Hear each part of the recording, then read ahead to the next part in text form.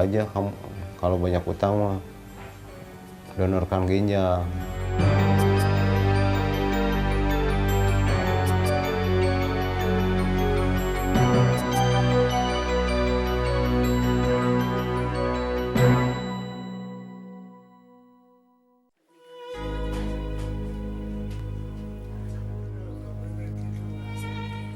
Tidak ada yang bilang hidup itu mudah. Diperlukan perjuangan untuk menjalaninya. Dan bagi Saliem, inilah perjuangan sehari-harinya. Mengurus suami yang kini tergeletak lemah, penyakit stroke telah merenggut kesehatan suaminya. Warga Ngawi, Jawa Timur ini hilang akal. Ia berniat menjual ginjalnya demi mendapatkan uang, demi bertahan hidup, demi mengobati suaminya. Pendapatan sebagai buruh tani tidak seberapa. Rumah dan tanah perlahan telah habis digadai. Itu pun belum cukup demi mengobati sang suami. Saya bisa mengembalikan tanah, tapi kalau enggak apa-apa. Yang penting kalau bisa saya bisa ngasih hutang saya, Mas. Rencana mau dijual berapa, Bu? Ginjal atau organ tubuhnya? Ya kira-kira 200 lah kalau bisa, Mas. Kalau enggak bisa ya gimana, entar berapa.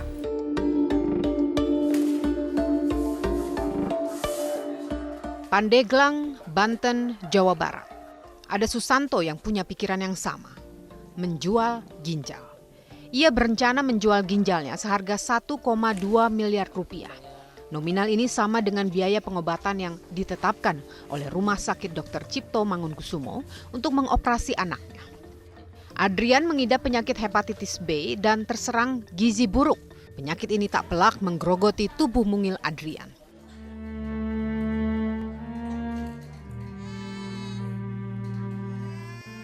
Susanto merawat anaknya seorang diri karena sang istri pergi bekerja sebagai TKI. Itu udah niat saya. Gimana caranya biar anak saya bisa ditanganin, bisa sembuh gitu. Kalau saya sebagai orang tani sih nggak punya apa-apa ya. Apa yang harus dijual, terus bagaimana cara mengumpulkan uang sebanyak itu kalau bukan cara menjual ginjal saya gitu. Pada tanggal 17 Januari lalu, Bareskrim Mabes Polri membekuk 3 tersangka jaringan penjualan organ ginjal manusia. 2 orang berinisial AG dan DD adalah warga Bandung, sementara HS sebagai rantai teratas adalah warga Jakarta. HS sebagai penghubung rumah sakit dengan perekrut pendonor ginjal. Sedangkan AG dan DD bertugas mencari korban di wilayah Jawa Barat. Dalam aksinya, HS menawarkan ginjal kepada para pasien dengan harga 300 juta rupiah. Dari hasil penjualan, AG maupun DD mendapatkan imbalan 10 juta rupiah per 1 ginjal. Sedangkan pendonor diiming-iming uang sebesar 70 hingga 90 juta rupiah. Sisanya adalah bagian HS sebagai otak dari perdagangan ilegal ini. Sasaran mereka adalah orang-orang yang berekonomi sulit dan tingkat pendidikan rendah.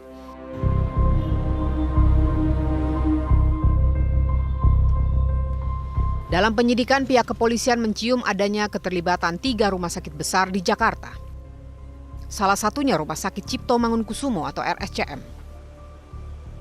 Dugaan ini membawa kepolisian dalam tahap penggeledahan rumah sakit sebagai upaya melengkapi data-data. Dan dalam penggeledahan ini, beberapa dokumen rumah sakit disita untuk penyidikan. Terkait dugaan ini, Direktur Utama Rumah Sakit Cipto Mangunkusumo membantah keras ada keterlibatan rumah sakit dengan praktik penjualan organ manusia. Jadi kalau seseorang itu menghendaki transplantasi ginjal, pasien itu, kemudian kan dia mencari yang bisa menjadi donor. Nah, calon donor itu harus diperiksa betul. Nah, prosedur rumah sakit seperti itu. Jadi dicek dulu, dinilai apakah dia memang sudah dewasa, apakah dia cakap, apakah memiliki gangguan mental atau tidak, apakah dia di bawah tekanan atau tidak. Itu yang prosedur itu yang secara baku dilakukan untuk menjaring supaya jangan sampai ada calon atau bakal calon donor itu yang tertulis. Proses penyidikan polisi juga menemukan beberapa nama dokter yang diduga terlibat dalam praktek jual beli ginjal. Hal ini jelas melanggar kode etik kedokteran.